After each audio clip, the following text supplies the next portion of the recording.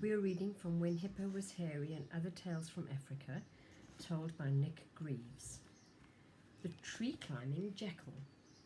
Jackal was well known for playing tricks on his fellow creatures, so they mistrusted him. But in spite of this, he fooled them time and time again. The animals also disliked Jackal because he was the most annoying boaster. Now one day, while out hunting for food, Jackal met Wildcat, who was lounging elegantly on the branch of a tree. Jackal was jealous, as this was something he could not do. "Why do you climb trees, Wildcat?" he asked. Wildcat replied that it gave her an excellent view, so she could see friend or foe coming from a long way off.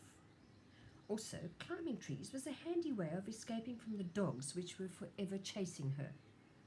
"Oh, what a coward you are, Wildcat," sneered the Jackal. "Only cowards, snakes, and silly birds hide in trees." Wildcat's feelings were hurt, but she kept her temper, knowing that Jackal was a nasty trickster and thinking it would be better to keep on the right side of him. "Do not forget," she replied patiently, "I cannot run as fast as you, and dogs are my natural enemy." "I can run faster than any creature in the land," boasted Jackal. "Let those scruffy old dogs come. I'm not afraid of them.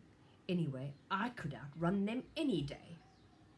"That may be so," replied Wildcat gently, "but the art of climbing trees has its use in times of trouble, you know. Would you like me to teach you?" Jackal considered this generous offer. Well, knowledge can never hurt anyone," he replied airily, "and I've nothing better to do at the moment." Secretly, he was rather anxious to learn. Wildcat came down from her branch, and Jackal was given his first lesson. But, alas, he was not a very good pupil, because his claws were too blunt to grip the bark. He kept slipping and falling on his back in the dirt. Polite as she was, Wildcat could not help laughing at the sight of Jackal, the oh-so-clever one, scrabbling furiously up the trunk of the tree and falling in a heap every time. Jackal was getting angrier and angrier, and suddenly he flew into a rage. He turned and snapped at poor Wildcat, grabbing her leg and snarling that he would kill her for making him look ridiculous. That would most certainly have been the end of Wildcat, but fortunately for her, a pack of dogs suddenly appeared, barking furiously. Jackal took one look and instantly was no longer the brave animal of his boasting. He let go of Wildcat's leg, and as she scrambled up her tree to safety, Jackal put his tail between his legs and ran.